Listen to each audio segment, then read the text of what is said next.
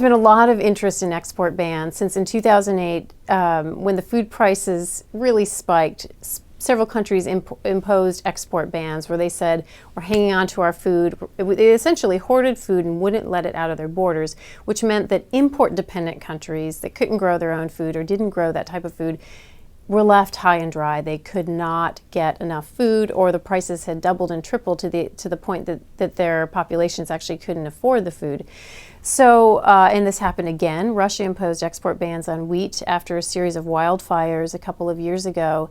And it created an impact on the entire global market for wheat. Now, what happens in these situations is that usually the big producers like the US, Canada, Australia, Argentina actually can come in and level out that volatility in food prices, which has a great impact on the world stage. But with export bans, there have been a lot of questions about how do you mitigate export bans and how do you prevent them. And in the end, probably no country is going to be willing to say, I'll never impose export bans, because there is a clause in WTO rules that says that you have the ability to actually impose export bans if it's for the safety and security of your population, which is what you would use for food export bans.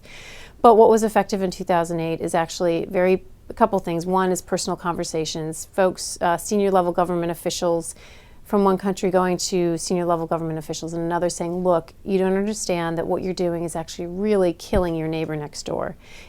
Can we work out a deal? Can we work out a way that you can get some food to your neighbors next door so we don't have starvation and malnourishment? Another effort that was effective was that when rice bans were imposed, the Japanese government said, we can open up some of our rice exports, we can export more. And that actually, just that comment, just that hope, actually calmed down the markets and brought prices down and reduced the export ban threat. So it actually was quite effective.